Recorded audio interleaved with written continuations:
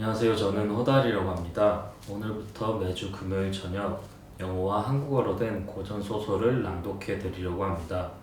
제가 영어를 그렇게 잘하지는 못하지만 20대 초반부터 영어 공부를 시작하고부터 가장 뿌듯하고 즐거웠던 순간은 영어 사전을 찾아가면서 영어 원문이 가진 문장의 아름다움을 몸소 느낄 때였습니다. 그 즐거움을 낭독을 통해 여러분께 조금이나마 전달해 드릴 수 있다면 참 기쁘겠습니다. 제가 처음으로 선정한 책은 마리 셸리가 지은 프랑켄슈타인입니다. 그럼 오늘의 낭독 시작하겠습니다. Mary Shelley, Frankenstein, or the Modern Prometheus. Volume 1. Letter 1 to Mrs. Saville, England. St. Petersburg, December 11th. You will rejoice to hear that no disaster has accompanied the commencement of an enterprise which you have regarded with such evil forebodings. I arrived here yesterday, and my first task is to assure my dear sister of my welfare and increasing confidence in the success of my undertaking. I am already far north of London, and as I walk in the streets of Petersburg, I feel a cold northern breeze play upon my cheeks, which braces my nerves and fills me with delight. Do you understand this feeling, this breeze which has traveled from the regions towards which I am advancing, gives me a foretaste of those icy climes? Inspirited by this window promise, my daydreams become more fervent and vivid. I try in vain to be persuaded that the pole is the seat of frost and desolation. It ever presents itself to my imagination as a region of beauty and delight. Dear Margaret, the sun is forever visible, its broad disk just scoring the horizon and diffusing a perpetual splendor. Therefore, with your leave, my sister, I will put some trust in preceding navigators. The snow and frost are vanished, and sailing over a calm sea, we may be wafted to a land surpassing in wonders and in beauty every region hitherto discovered on the habitable globe.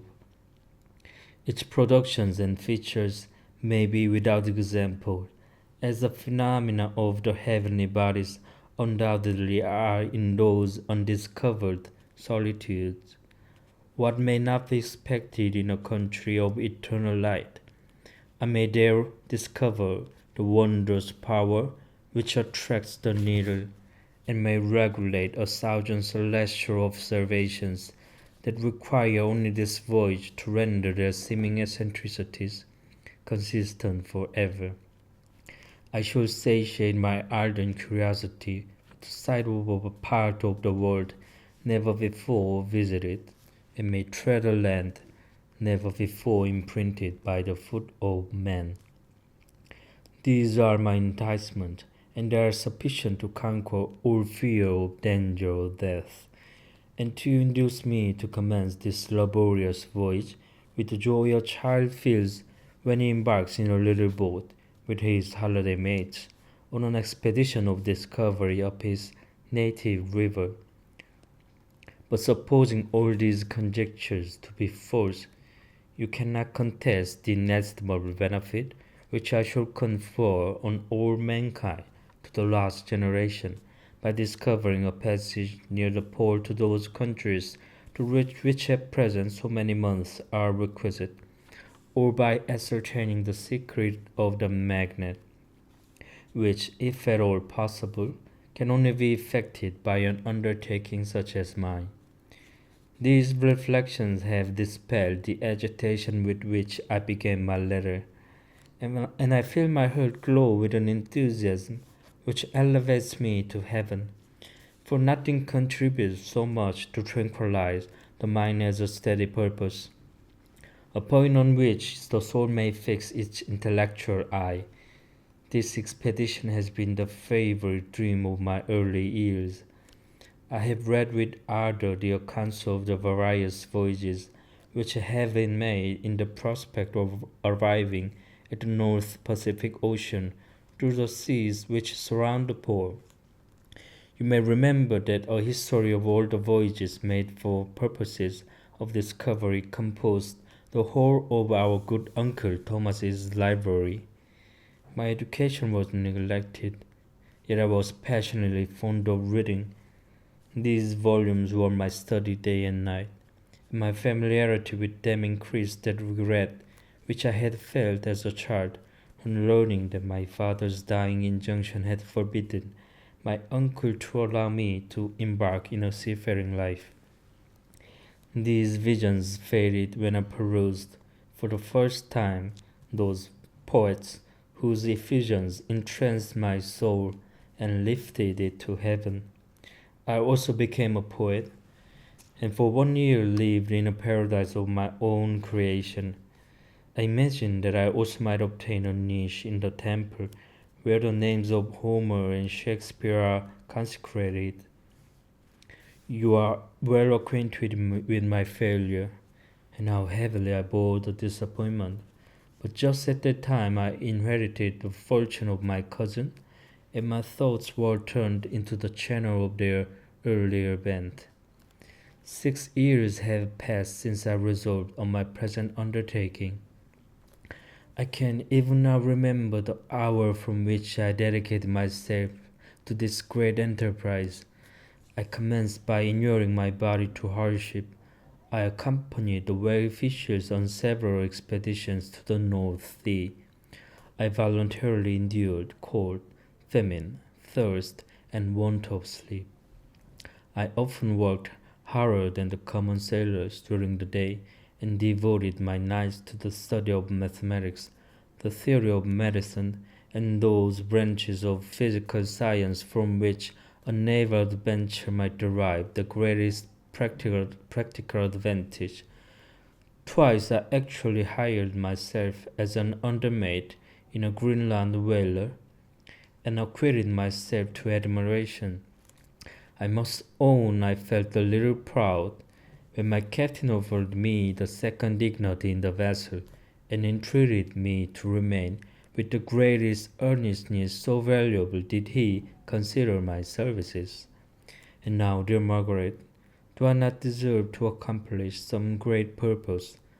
My life might have been passed in ease and luxury, but I preferred glory to every enticement that wealth placed in my path. Oh, that some encouraging voice would answer in the affirmative.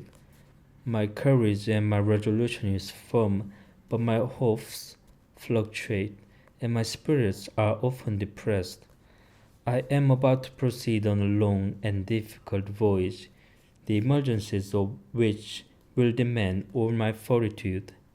I am required not only to raise the spirits of others, but sometimes to sustain my own when theirs are failing. This is the most favorable period for traveling in Russia. They fly quickly over the snow in their sledges. The motion is pleasant and, in my opinion, far more agreeable than that of an English stagecoach.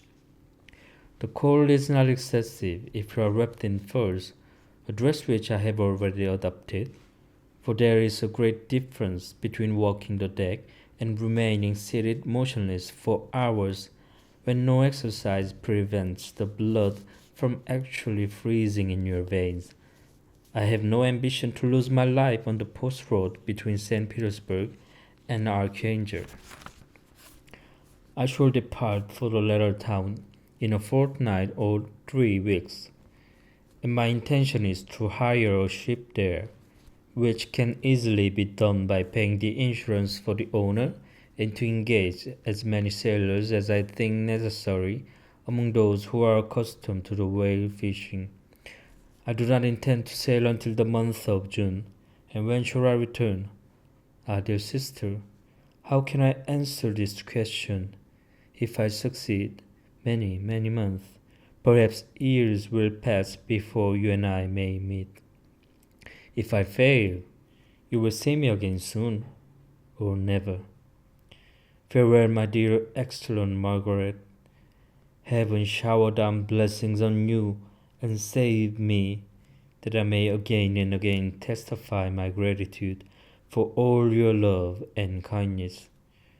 Your affectionate brother, R. Walton.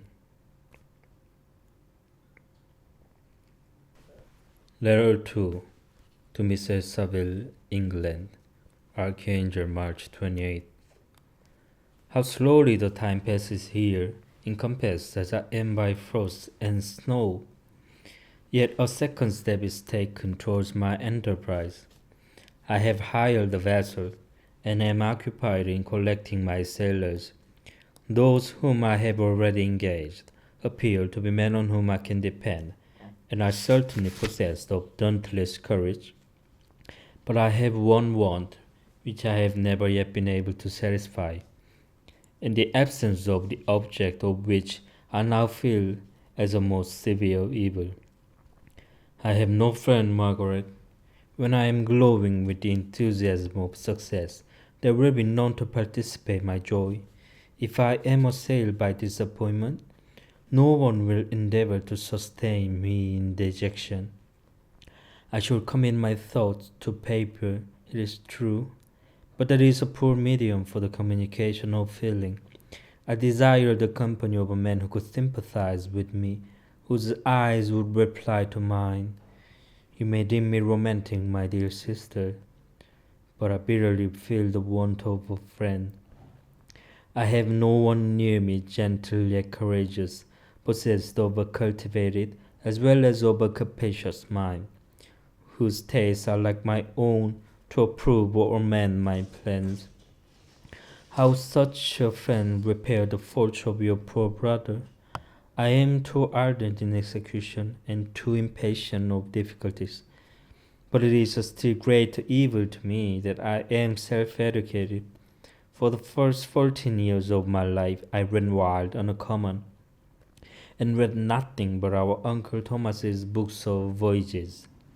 At that age I became acquainted with the celebrated poets of our own country, but it was only when it had ceased to be in my power to derive its most important benefits from such a conviction that I perceived the necessity of becoming acquainted with more languages than that of my native country.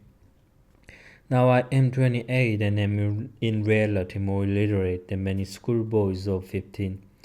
It is true that I have thought more, and that my daydreams are more extended and magnificent. But they want, as the painters call it, keeping, and I greatly need a friend who have sense enough not to despise me as romantic, and affection enough for me to endeavor to regulate my mind. Well, these are useless complaints. I shall certainly find no friend on the wide ocean, nor even here in Archangel, among merchants and seamen. Yet some feelings, unallied to the dross of human nature, beat even in these rugged bosoms. My lieutenant, for instance, is a man of wonderful courage and enterprise. He is madly desirous of glory, or rather, toward my phrase more characteristically, of advancement in his profession. He is an Englishman, and in the midst of national and professional prejudices, unsoftened by cultivation, retains some of the noblest endowments of humanity. I first became acquainted with him on board of a whale vessel. Finding that he was unemployed in this city, I easily engaged him to assist in my enterprise. The master is a person of an excellent disposition, and is remarkable in the ship for his gentleness and the mildness of his discipline. This circumstance, added to his well-known integrity and dauntless courage, made me very desirous to engage him. A youth passed in solitude, my best years spent under your gentle and feminine fosterage, has so refined the groundwork of my character that I cannot overcome an intense distaste to the usual brutality exercised on board ship. I have never believed it to be necessary, and when I heard of a mariner equally noted for his kindliness of heart and the respect and obedience paid to him by his crew, I felt myself peculiarly fortunate in being able to secure his services. I heard of him first in rather romantic manner from a lady who owes to him the happiness of her life. This briefly is his story. Some years ago, he loved a young Russian lady of moderate fortune, and having amassed a considerable sum in prize money, the father of the girl consented to the match. He saw his mistress once before the destined ceremony, but she was bathed in tears, and throwing herself at his feet, entreated him to spare her, confessing at the time that she loved another, but that he was poor and that her father would never consent to the union. My generous friend reassured the suppliant, and on being informed of the name of her lover, instantly abandoned his pursuit. He had already bought a farm with his money, on which he had designed to pass the remainder of his life, but he bestowed the whole on his rival, together with the remains of his prize money to purchase stock, and then himself solicited the young woman's father to consent to her marriage with her lover. But the old man decidedly refused, to thinking himself bound in honor to my friend, who, when he found the father inexorable, quitted his country no return, until he heard that his former mistress was married according to her inclinations. What a noble fellow! You will exclaim. He is so, but then he is wholly uneducated. He is as silent as a Turk, and a kind of ignorant carelessness attends him, which, while it renders his conduct the more astonishing, detracts from the interest and sympathy which otherwise he would command. Yet do not suppose, because I complain a little, or because I can conceive a consolation for my toils, which I may never know, that I am wavering in my resolutions. Those are as fixed as fate, and my voyage is only now delayed until the weather shall permit my embarkation. The winter has been dreadfully severe, but the spring promises well, and it is considered as a remarkably early season, so that perhaps I may sail sooner than I expected. I shall do nothing rashly. You know me sufficiently to confide in my prudence and considerateness whenever the safety of others is committed to my care. I cannot describe to you my sensations on the near prospect of my undertaking. It is impossible to communicate to you a conception of the trembling sensation, half pleasurable and half fearful, with which I am preparing to depart. I am going to unexplored regions, to the land of mist and snow, but I shall kill no albatross. Therefore do not be alarmed for my safety. Or if I should come back to you as worn and woeful as the ancient mariner, you will smile at my illusion. But I will disclose a secret. I have often attributed my attachment to, my passionate enthusiasm for, the dangerous mysteries of ocean, to that production of the most imaginative of modern poets. There is something at work in my soul which I do not understand. I am practically industrious, painstaking, a workman to execute with perseverance and labor. But besides this, there is a love for the marvelous, a belief in the marvelous, intertwined in all my projects, which hurries me out of the common pathways of man, even to the wild sea and unvisited regions I am about to explore. but to return to dearer considerations. Shall I meet you again after having traversed immense seas and returned by the most southern cape of Africa or America? I dare not expect such success, yet I cannot bear to look on the rivers of the picture. Continue for the present to write to me by every opportunity. I may receive your letters on some occasions when I need them most to support my spirits. I love you very tenderly. Remember me with affection should you never hear from me again. Your affectionate brother, Robert Walton. Letter 3 to Mrs. Saville, England, July 7th. My dear sister, I write a few lines in haste to say that I am safe and well advanced on my voyage. This letter will reach England by a merchantman now on his homeward voyage from Archangel, more fortunate than I, who may not see my native land perhaps for many years. I am, however, in good spirits. My men are bold and apparently firm of purpose, nor do the floating sheets of ice that continually pass us, indicating the dangers of the region towards which we are advancing, appear to dismay them. We have already reached a very high latitude, but it is the height of summer, and although not so warm as in England, the southern gales, which blow us speedily towards those shores which I so ardently desire to attain, breathe a degree of renovating warmth which I had not expected. No incidents have hitherto befallen us that would make a figure in a letter. One or two stiff gales and the springing of a leak are accidents which experienced navigators scarcely remember to record, and I shall be very content if nothing worse happened to us during our voyage.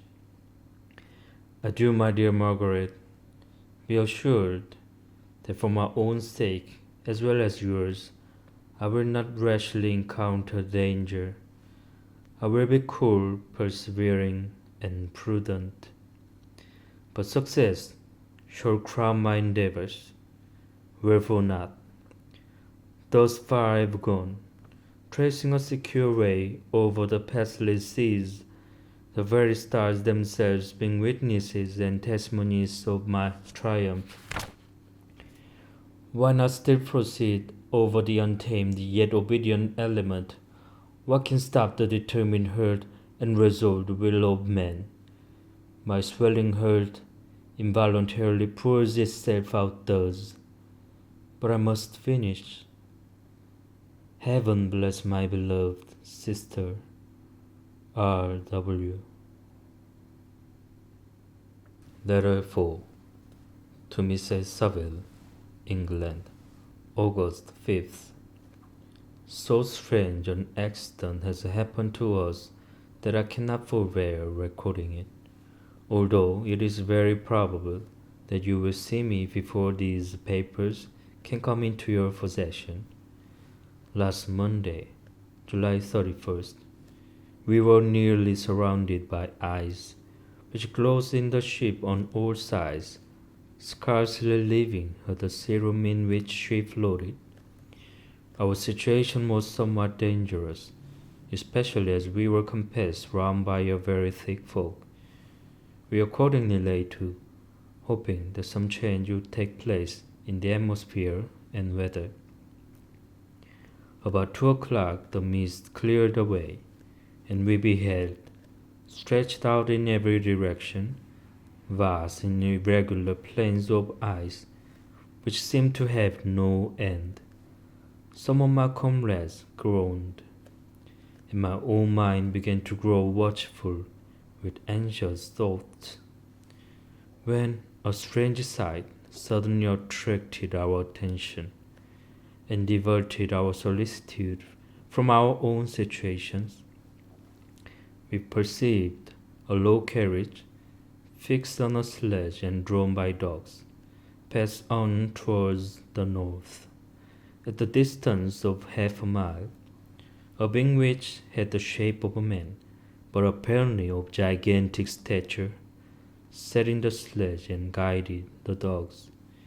We watched the rapid progress of the traveler with our telescopes until he was lost among the distant inequalities of the ice. This appearance excited our unqualified wonder. We were, as we believed, many hundred miles from any land, but this apparition seemed to denote that it was not in reality so distant as we had supposed. Shut in, however, by ice, it was impossible to follow his track, which we had observed with the greatest attention.